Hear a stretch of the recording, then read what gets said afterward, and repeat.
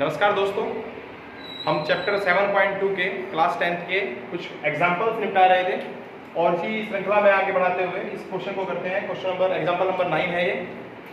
बच्चों मैं आपको पढ़ के सुनाता हूँ। कह रहा है फाइंड द रेशियो। सीधी सी बात है, पहली लाइन में इसने बोल दिया है फाइंड द रेशियो। इसका मतलब हमें रेशियो निकालना है और रेशियो को हम क्या बोलते हैं बच्चों? m1 m2। कह रहा है in which the y axis divided the line segment.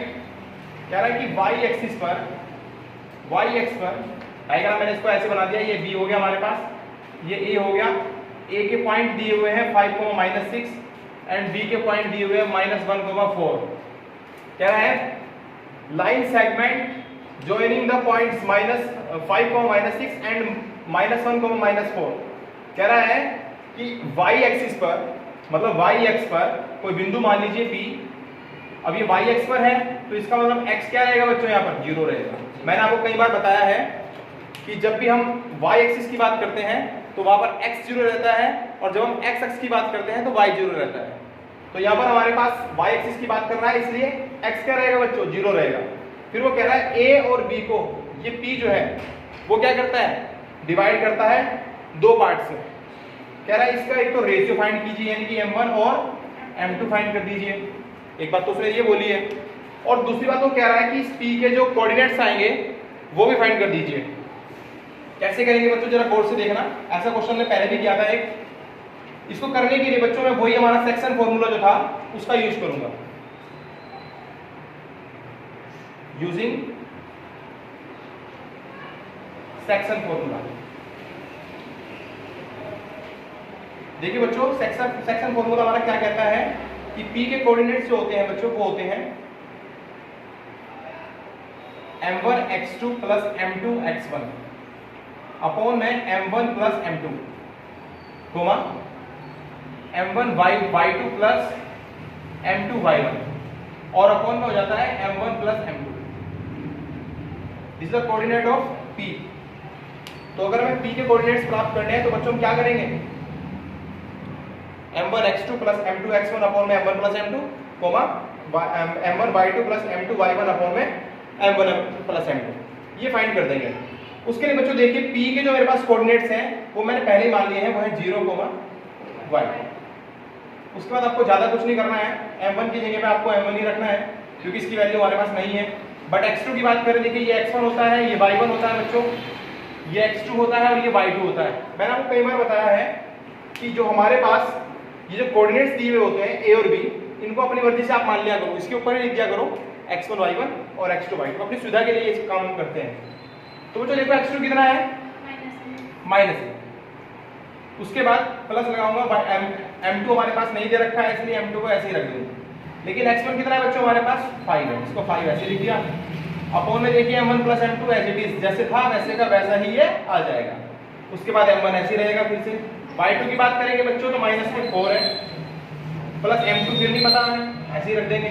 लेकिन y1 हमारे पास -6 है और इसके अपॉन में भी यही m1 प्लस m2, जैसे था वैसे का वैसा ही आ जाएगा।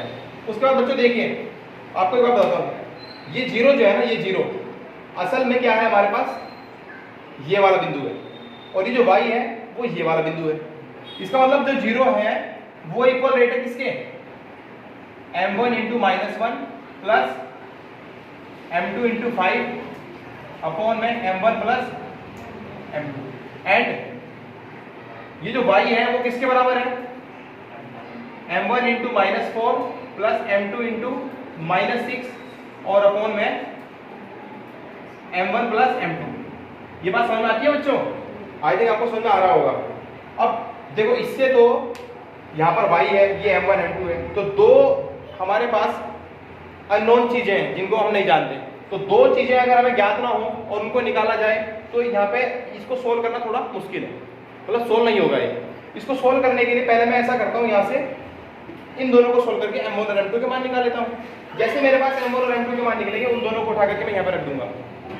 m1 m2 की जो वैल्यू है वो दोनों को यहाँ पे जैसे मैं पुट करूंगा तो मेरे पास y की वैल्यू आ जाएगी और इससे मेरे पास p के क्या निकल जाएंगे बच्चों? कोऑर्डिनेट्स निकल जाएंगे। समझ आ रहा है? चलिए अगर आपके समझ में आ रहा है तो आप देखिए क्या करेंगे। 0 को ऐसे ही रखेंगे, 1 की मल्टीप्लाई जैसे ही m1 में करूंगा तो ये हो जाएगा माइनस के m1 प्लस 5 की मल्टीप्लाई m2 के साथ करने से 5m2 हो जाएगा अपॉन में m1 plus m2 as it is जैसे था वैसे का वैसे रहेगा। आप 0 की मल्टीप्लाई किसी में भी करोगे तो वो 0 ही हो जाता है। ठीक उसी प्रकार से हमारा m1 और m2 भी क्या हो जाएंगे 0 हो जाएंगे। क्यों हो जाएंगे 0? क्योंकि 0 के साथ किसी की भी मल्टीप्लाई करो बच्चों कितना हो जाता है 0 हो जाता है। उसके बाद हमारे पास यहाँ बचेगा माइनस के m1 प्लस में 5m2 बस माइनस m1 को उधर ले आइए तो ये प्लस का m1 हो जाएगा और ये रहा हमारे पास 5m2। अब उसके बाद बच्चों ज्यादा कुछ नहीं करना होता, क्या करना है सिर्फ m2 को इसके अपोन में ले आइए m1 अपोन में m2 चला गया बराबर में क्या रहेगा 5 नीचे तो कुछ नहीं है तो नीचे कितना रहेगा 1। इसका मतलब जो हमारे पास रेशियो आया m1 ratio m2 is equal to आ गया 5 रेशियो 1। अंडरस्टैंड? इतना समझ में आपके आ गया। देखो निकाल दिया हमने m1 m2 की वैल्यू। अब ये वैल्यू मैं इक्वेशन नंबर इसमें इसको इक्वेशन नंबर मान लेता हूं 2, इसको मान लेता हूं इक्वेशन नंबर फर्स्ट। आप चाहो तो मान लो अदरवाइज कोई जरूरत तो है नहीं मानने की। आप बस ये वैल्यू जो है ना इस इक्वेशन नंबर 2 में m1 और m2 की जगह पे पुट कर दीजिए।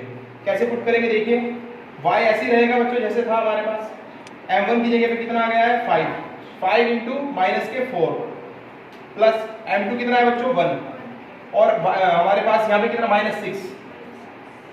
उसके बाद नीचे भी 5 प्लस 1 यानी कि 6 हो गया। डायरेक्ट लिख सकता हूँ y ऐसे ही रखिए।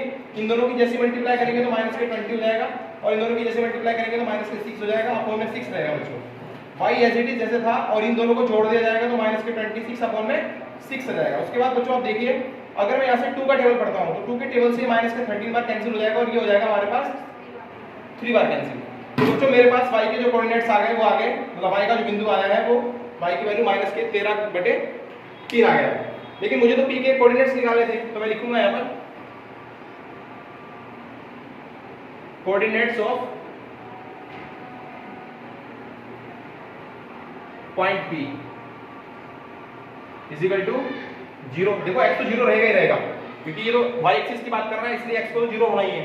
लेकिन y की जगह पे कितना लिख सकते हैं बच्चों माइनस के 13/3 और this is the value of P। I think आपको समझ में आ गया होगा। हमारे मोमोज भी आ चुके हैं।